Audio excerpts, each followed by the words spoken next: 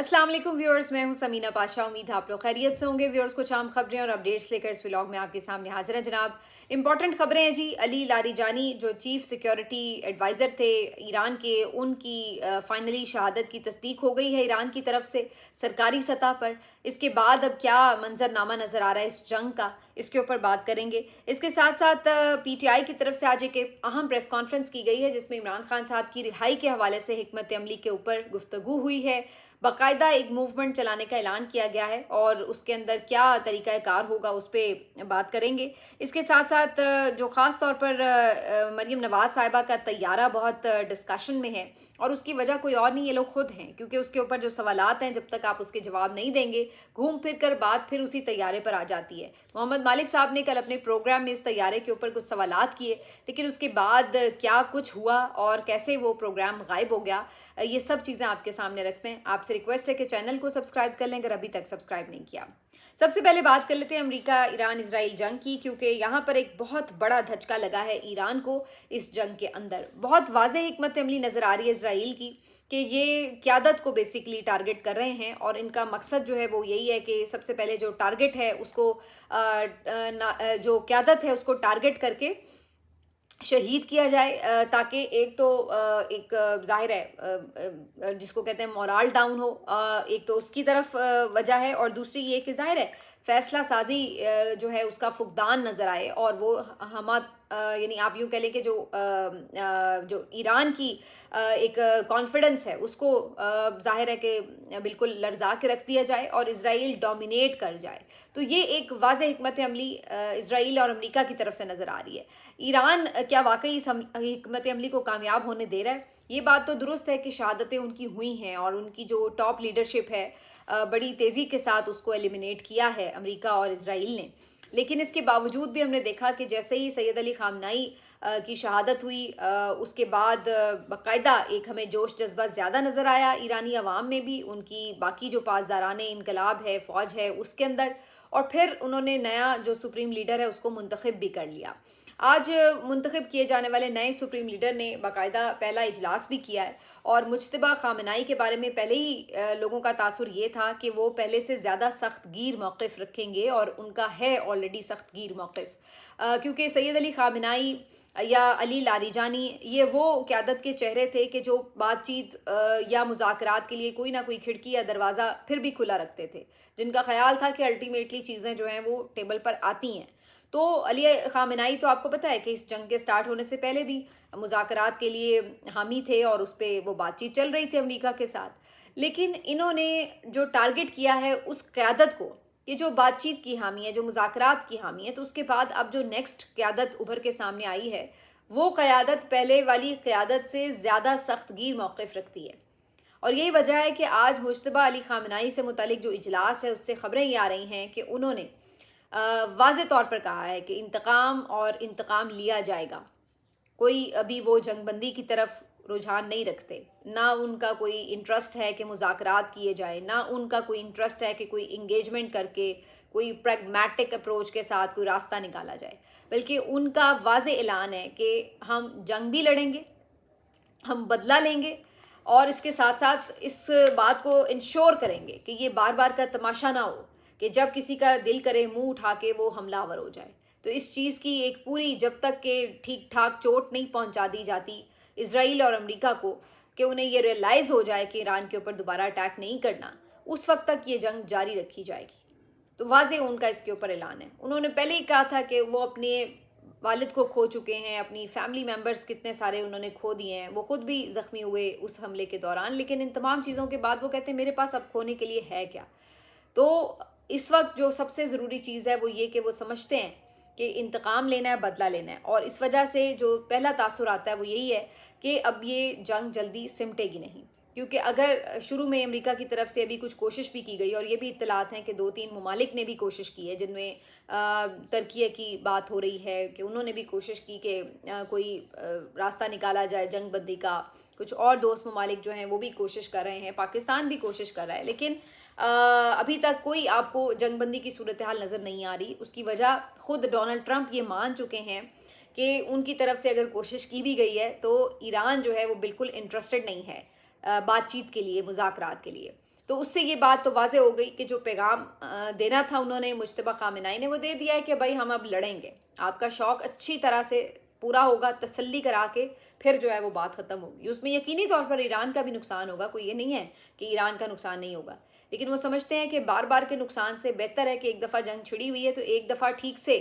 جواب مل جائے مغرب کو، تاکہ بار بار کا یہ جو ایڈونچر ہے یہ نہ ہو. علی لاریجانی بھی انہی فیسز میں سے تھے جو یہ سمجھتے تھے کہ گفتگو سے بھی، بات چیت سے بھی مسئلے کا حل نکالا جا سکتا ہے، جو اوائڈ کرتے تھے جنگ کو. یہ نہیں کہ وہ نہیں لڑنا چاہتے تھے، شہادت تو ان کے لیے بھی ایک جس کو کہہ لیں کہ خواہش، ایک ایسی خواہش جس کو وہ اپنے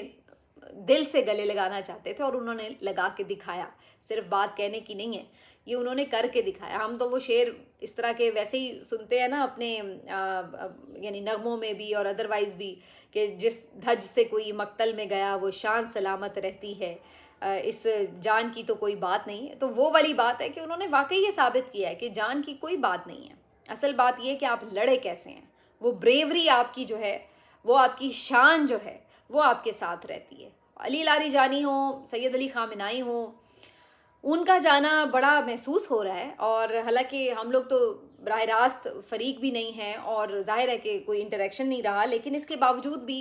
ان لوگوں نے جس انداز سے اپنی جگہ بنائی، خودداری اور خود اعتمادی، اور جو عزت نفس کے لیے جس انداز سے وہ اپنی قوم کے لیے لڑے ہیں، کھڑے ہوئے ہیں، اس نے ہمارا سر بھی فخر سے بلند کر دیا ہے. ہمیں ایز مسلم اس بات کے اوپر فخر محسوس ہوتا ہے کہ ایران کم از کم ایک ایسا ملک ضرور ہے کہ جس نے یہ نہیں کیا کہ مغرب کی سپر طاقت سے ڈر کے سرنڈر کر دیا ہو، بلکہ انہوں نے اپنے جتنے بھی بس میں جو تھا، ان کے جتنے بھی ان کی کیپیسٹی تھی اس کے اندر رہتے ہوئے انہوں نے بہترین فائٹ کی ہے، اور باقاعدہ انہوں نے ناکو چنے چبوائے ہیں انہیں، اور ابھی بھی وہ کوئی سرنڈر کرنے کے موڈ میں نہیں ہے. تو علی لاریجانی جو ہیں، ان کی شہادت پر ایک افسوس کا ایلیمنٹ تو ضرور ہے، لیکن لوگ یہ سمجھتے ہیں کہ جس انداز سے انہوں نے جام شہادت نوش کیا ہے، یہ یقینی طور پر بہت سارے نئے لوگوں کے لیے جو نئی قیادت آئے گی اس کے لیے بھی ایک مشعل راہ ہے. اس کے اوپر یہ بات ہو رہی ہے کہ جی وہ لوگ سیکیورٹی پہ کیوں اتنا کمپرومائز کر رہے ہیں. میں نے آپ کو اس کے اوپر تفصیل بتائی تھی کہ ان کی مینٹالٹی، ان کا آئیڈیالوجی، ان کا نظریہ ہی بالکل ڈیفرنٹ ہے. تو وہ اس کو بادر ہی نہیں کرتے کہ انہوں نے سیکیورٹی میجرز کیسے لینے ہیں، کون ان کے ارد گرد مخبر ہے، جو ایک انٹیلیجنس وہاں پہ موساد کی پھیلی ہوئی ہے، جس طریقے سے وہ ایزیلی ٹارگٹ کر پا رہے ہیں. تو ان چیزوں کے اوپر بہرحال ان کی، وہ کہتے ہیں نا کہ ان کا ایک تقویٰ اور جو ان کا ایک ایمان ہے وہ ایک اپنی جگہ بالکل وہ قابل احترام ہے، لیکن اس کے ساتھ ساتھ جنگی حکمت عملی بھی کسی چڑیا کا نام ہے، اور جنگی حکمت عملی میں یہ ضروری ہے کہ قیادت جو ہے وہ اپنی جان کی بھی حفاظت کرے. یہ اسلامی طریقے سے بھی اگر دیکھا جائے تو تقویٰ میں یہ نہیں کہا گیا کہ آپ اپنے اونٹ کو باندھے نہیں، بلکہ یہ کہا گیا ہے کہ آپ نے اونٹ باندھنا ہے، اپنی آپ نے تیاری کرنی ہے، پروٹیکشن کرنی ہے. لیکن اس کے بعد بھی اگر اللہ آپ کو شہادت دیتا ہے تو وہ اس کی مرضی ہے، یہ نہیں ہے کہ آپ نے اپنی پروٹیکشن ہی نہیں کرنی. تو یہ بات جو ہے ضروری ہے. ان کو یہ ایران کے بہت سے لیڈرشپ کے لوگ یہ سمجھاتے بھی ہیں، جو ان کی ٹاپ لیڈرشپ ہے ان کو، کہ آپ کا زندہ رہنا، آپ کا قائم رہنا ضروری ہے، اور آپ کی جتنی سیکیورٹی ہونی چاہیے اتنے میجرز آپ ضرور لیں. لیکن ان کی ایک مینٹالٹی الگ ہے، وہ اس چیز کی طرف ابھی نہیں آئے. اب یہ جو ساری کہانی ہے جس کے بعد، اب جیسے میں نے کہا کہ اس کے اوپر تو بظاہر یہی نظر آ رہا ہے کہ اب لڑائی ابھی آگے چلے گی، جلدی سے مٹتی نظر نہیں آ رہی. کل ڈونلڈ ٹرمپ بھی یہی بات کر رہے تھے، ایران کی طرف سے انہیں مایوسی ہے کہ وہ بات چیت کی طرف نہیں آئے، اور باقی جو انہوں نے کہا ہے کہ لوگ نہیں بھی ہمارے ساتھ ہیں، لیکن ہم اس کے باوجود بھی لڑیں گے، اپنی فائٹ جو ہے وہ آگے بڑھائیں گے. تو اسرائیل کا تو فائدہ ہو رہا ہے، کیونکہ وہ یہ سمجھتا ہے کہ جتنی یہ لڑائی جاری رہے گی، ایران کمزور اگر ہوگا، ان کا راستہ ہموار ہوگا، اور اگر دیگر ممالک بھی اس میں کود پڑتے ہیں، خلیجی ممالک، تو ان کا تو پھر تو وہ دیرینہ خواب جو ہے وہ پورا ہونے والا بات ہو جائے گی نا. کیونکہ وہ تو یہی چاہتے ہیں کہ مسلم ممالک کا آپس میں اتحاد نہ رہے اور وہ اس چیز کا فائدہ اٹھا سکیں. تو یہ ابھی جی سلسلہ جاری ہے. لیکن بہرحال یہ میں سمجھ رہی تھی، میں دیکھ رہی تھی سوشل میڈیا بھرا پڑا تھا علی لاریجانی کے لیے نیک تمناؤں کے ساتھ. یقیناً لوگ کہیں کے بھی ہوں، جب وہ اپنی قوم کے لیے، اپنے ملک کے لیے بریوری سے لڑائی کرتے ہیں تو وہ ہر جگہ ان کو عزت و احترام سے ہی دیکھا جاتا ہے. ایسے ہی علی لاریجانی کو ہمیشہ یاد ہی رکھا جائے گا. अच्छा जी, अब इससे थोड़ा आगे बढ़ते हैं, अपने मुल्क के अंदरूनी मसाइल की बात करते हैं। आज दो अहम खबरें जो हैं वो आई हैं। इसमें एक तो जनाब सबसे पहले जो पीटीआई की तरफ से आज एक प्रेस कॉन्फ्रेंस की गई है उसके ऊपर बात कर लेते हैं। सलमान अकरम राजा साहब और दीगर पीटीआई की क़यादत ने आज एक प्रेस कॉन्फ्रेंस करके इस बात का ऐलान किया है कि इमरान खान साहब की बाकायदा रिहाई के लिए एक पूरा जो है तहरीक चलाई जाएगी। और इस सिलसिले में उन्होंने कहा कि इमरान खान रिहाई मूवमेंट इसका नाम होगा। इसका इब्तदाई ऐलान वही है जो सुहेल आफरीदी साहब पहले बता चुके हैं कि रिहाई फोर्स बनेगी और उस तरीके से। और उन्होंने कहा कि ईद के बाद ये अमन मूवमेंट बाकायदा तौर पर अपनी सरगर्मियों का आगाज़ भी करेगी, जिसका मकसद मुल्क के करोड़ों नौजवानों को मायूसी से निकालना है, क्योंकि इस वक्त गुर्बत में इजाफा और मीशत की खराबी ने अवाम को शदीद मुश्किलात से दो चार कर रखा है। रहनुमाओं ने कहा कि पाकिस्तान को दुरुस्त सिमत पर ले जाना हम सब का फ़र्ज़ है और नौजवान इस मुल्क में तबाही से निकालने में कलीदी किरदार अदा करेंगे। उन्होंने वाज़े किया कि इस तहरीक का बुनियादी मकसद आइन और कानून की बहाली और इमरान खान की रिहाई है, जबकि हर पाकिस्तानी की हकीकी आज़ादी के लिए जद्दोजहद भी इसका हिस्सा है। उन्होंने मजीद कहा कि ईद के बाद इस तहरीक की क़यादत और अहम रहनुमाओं के नाम वफाकी और ज़िलई सतह पर सामने लाए जाएंगे, जबकि वज़ीर आला खैबर पख्तूनख्वा सुहेल आफरीदी इस तहरीक की क़यादत करेंगे। प्रेस कॉन्फ्रेंस में मुस्लिम उम्मा के साथ यकजहती का इजहार भी किया गया। लारीजानी की शहादत पर अफसोस का इजहार भी किया गया। इसके साथ साथ जो डॉक्टर अमजद अली हैं उन्होंने भी इसके ऊपर बात की और उन्होंने बताया कि जो तंजीम का मरकज़ी कप्तान होगा वो तो ज़ाहिर है मरकज़ी सतह का लीडर होगा, लेकिन इसके नीचे एक कमेटी होगी। कमेटी के मेंबरान ISF का सूबाई सदर, IYW यानी यूथ विंग का सूबाई सदर और मुख्तलिफ तंजीमों के सदूर होंगे। पॉलिसी सूबाई कमेटी बनाएगी जिस पर अमल दरामद डिविजनल और ज़िलई सतह पर होगा। विलेज काउंसिल की सतह पर भी जाएंगे और 1 महीने में 1 लाख मेंबर्स जो हैं वो इब्तदाई तौर पर मुकम्मल होंगे और इस सिलसिले में 272 डेस्क जो हैं वो लगाए जाएंगे और 1 लाख मेंबर 1 महीने में और उसके बाद उसको बढ़ा के 10 लाख तक ले जाया जाएगा। तो ये उनका इब्तदाई प्लान है। इसके साथ साथ उन्होंने कहा निचली सतह तक जो है वो इस मूवमेंट के इम्प्लीमेंटेशंस आपको नज़र आएंगी। तो प्रेशर काफ़ी था, उसके बाद इस मूवमेंट का ऐलान तो हो गया, लेकिन सवाल फिर वही कि अभी ईद के बाद आप अगर इसकी तैयारी शुरू करेंगे तो इसका मतलब है नेक्स्ट कोई बड़ी कॉल आते या कोई बड़ी एहतजाजी तहरीक या कोई लॉन्ग मार्च या किसी भी तरह की हिकमत अमली करते करते अभी मज़ीद आपको 2 महीने कम अज़ कम दरकार होंगे, बज़ाहिर ऐसा नज़र आ रहा है। तो लेट्स सी कि जी इसके ऊपर फर्दर पेशरफ्त कब और कैसे होती है, लेकिन बहरहाल कुछ ना कुछ जो एक अनाउंसमेंट थी उसके अंदर एक कंसेंसस ज़रूर डेवलप किया गया, क्योंकि याद रहे इससे पहले ये बात हो रही थी कि सुहेल आफरीदी साहब ने जब ये अनाउंसमेंट की रिहाई फोर्स के हवाले से तो इसके ऊपर पार्टी के अंदर भी बेचैनी थी और कोई एक कंसेंसस नहीं था। कोशिश की गई है कि इस सारे टाइम के दौरान एक कंसेंसस जो है वो डेवलप किया जाए। अब वो किस हद तक डेवलप हुआ है वो तो आपको इक़दामात से ही पता चल जाएगा। जितना जोश खरोश होगा इस पूरी कहानी में, इस पूरी मूवमेंट के स्टार्ट होने पे तो पता लग जाएगा कि सब लोग कितने एक साथ हैं। लेकिन अब ये ज़रूर है कि जो चीज़ देखने वाली है वो ये कि जो तमाम आपके यूँ कह लें आपके सोशल मीडिया के लोग हैं वो इस चीज़ के ऊपर चूँकि प्रेशर बढ़ा रहे थे तो अब इन्हें इस चीज़ का अंदाज़ा है। और दूसरी तरफ इमरान खान साहब से मुलाकातें मुसलसल बन रही हैं। आज ये भी खबर आई है कि जो ईद के कपड़े वगैरह और ज़रूरियात ज़िंदगी अंदर भिजवाए गए वो भी उनको डिलीवर नहीं किए गए। मुलाकातें उनकी स्टिल बंद हैं। अब ईद के ऊपर भी उन्हें नमाज तक नहीं पढ़ने दी जाती बाकी कैदियों के साथ, वो अकेले ही जो हैं वो सेल में मौजूद रहते हैं। तो ये पहले भी पिछली ईदों पे भी 2 साल से यही कुछ हो रहा है, अभी भी ऐसा ही नज़र आ रहा है कि उनको कोई इंटरेक्शन नहीं करने दिया जाएगा। तो बस ये इसी तरह की ईद है और ये तमाम चीज़ें हैं जो कि अब कारकुन जो हैं इसके ऊपर गम गुस्से का इजहार करते हैं। और सलमान अकरम राजा साहब ने कहा कि अच्छी बात है कि कौम गुस्से में है, हम चाहते हैं कि कौम गुस्सा आए और ये फिर गुस्सा बाहर निकल कर, वरना जो है वो यही रहता है कि कारकुन बेचारे चंद निकलते हैं और वो फिर पकड़े जाते हैं या मारपीट के बाद उन्हें पकड़ लिया जाता है और ये तमाम चीज़ें जो हैं वो इसी तरह से चलती जा रही हैं। आखिर में थोड़ी बात कर लेते हैं मरीम नवाज साहिबा के तैयारे के ऊपर। मोहम्मद मालिक साहब ने अपने प्रोग्राम ARY पे जो नशर होता है रात 10 बजे उसके अंदर इंट्रो में कुछ सवालात उठाए और कोई 17 के करीब सवालात थे जो उन्होंने उठाए और उन्होंने कहा कि पंजाब हुकूमत जो है इसके ऊपर उन्हें जवाब दे। یہ سوال کوئی ایسے نئے سوال نہیں تھے، کہ وہی باتیں جو وقتاً فوقتاً جو ہیں وہ کی جا رہی ہیں، اور ہر پلیٹ فارم سے یہ باتیں اٹھ رہی ہیں. طیارے کی قیمت کتنی تھی، کیسے اس کو خریداری کا جو پورا پروسیجر تھا وہ کیسے عمل میں آیا، فلائٹ کا خرچ کتنا ہے،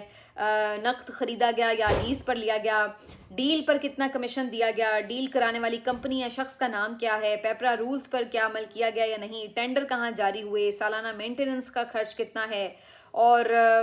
یہ جو تمام معاملات ہیں اس کے پائلٹس کے حوالے سے بھی یہ وہ، تو یہی سارے سوالات انہوں نے کل ملا کے 17 سوالات جو تھے وہ کیے. اور جیسے ہی انہوں نے یہ اپنا انٹرو آلموسٹ کمپلیٹ کیا، فوراً ہی ایک دم سے ان کا جو پروگرام ہے وہ منظر سے غائب ہو گیا، اور ایسے لگا کہ کوئی ایک دم کٹ لگا ہے اور بریک ہو گئی، اور اس کے بعد جو اس طیارے سے متعلق بات چیت تھی وہ آگے نہیں ہوئی. رات کو 2 بجے مالک صاحب کا جو پروگرام ہے وہ ریپیٹ ٹیلی کاسٹ پر چلتا ہے، لیکن رات 2 بجے ان کا پروگرام ریپیٹ ٹیلی کاسٹ پر نہیں چلایا گیا. اور تو اور اب یہ بھی خبر آ رہی ہے کہ یوٹیوب کے اوپر بھی جو پروگرام اپلوڈ کیا جاتا ہے اس میں بھی یہ سوالات والا حصہ موجود نہیں ہے. تو اس پہ اب آپ مزید اس بات سے اندازہ لگا لیں کہ بات صرف جھوٹی خبروں یا کوئی پروپیگنڈا مہم کے خلاف غصہ آنے کی نہیں ہے. سوال ہی کرنا اس وقت برا لگ رہا ہے، سوال کرنا ہی انہیں اس وقت جرم لگ رہا ہے، اور یہ سوال کرنے کی اجازت بھی نہیں دے رہے. ورنہ ہونا یہ چاہیے تھا کہ مالک صاحب اپنے پروگرام میں یہ انٹرو دیتے، اور اس کے بعد کوئی بھی حکومتی وزیر آ کے، صوبائی حکومت کا کوئی ترجمان آ کے اس کے اوپر تفصیلات انہیں ایک ایک سوال کا جواب دیتا ود پروفس کہ جی یہ چیزیں ہیں ہمارے پاس، اور ایک شفافیت سے ایک پروسیس مکمل کر کے یہ جہاز خریدا گیا اور اس کا یہ پرپس تھا، تو کسی کو کوئی اعتراض نہ ہوتا. لیکن آپ نے جس انداز سے اس جہاز کے اوپر بات کرنے کو ہی ایک جرم بنا دیا ہے کہ کوئی بات کرتا ہے آپ اس کے اوپر دھمکیاں دیتے ہیں، کوئی سوال کرتا ہے آپ جواب نہیں دیتے، اور اگر دیتے ہیں تو غلط بیانی سے کام لیتے ہیں. تو اس کے بعد پھر اب یہ ہو رہا ہے، یہ میڈیا مینجمنٹ، وہ مریم نواز کا بڑا مشہور فقرہ تھا نا ایک لیک آڈیو میں، دیکھی پھر میری میڈیا مینجمنٹ، تو یہ وہی میڈیا مینجمنٹ جو ہے وہ ابھی تک چل رہی ہے کہ میڈیا پہ مریم نواز صاحبہ کے اوپر کوئی تنقید نہیں ہو سکتی، کوئی سوال نہیں ہو سکتا. میڈیا کو ایک تو اشتہاروں سے منہ بھر کے یہ کہہ دیا گیا ہے کہ آپ نے بس تالیاں پیٹنی ہے کہ مریم نواز بہت اچھا کام کر رہی ہیں. اور وہ آپ نے دیکھا بھی بسنت کے موقع کے اوپر کہ ایون خودکش دھماکے کے باوجود بھی بسنت کا جو ہلا ہلا تھا وہ سارا دکھایا گیا. اور اس کے بعد یہ جہاز والا جو ایشو آیا ہے اس کے اوپر کبھی جو کسی آپ دیکھ لیں کہ بٹھا کے کسی نے کوئی تسلی سے سوال کیے ہوں یا کسی نے تسلی سے جواب دیے ہوں، سوال ضرور 2-3 لوگوں نے کرنے کی کوشش کی ہے لیکن آگے سے جواب کبھی نہیں ملا. تو مالک صاحب نے یہی کہا کہ بھئی آپ یہ کنفیوژن ختم کر دیں، ایک دفعہ جواب دے دیں ساری باتوں کے تاکہ مسئلہ ختم ہو.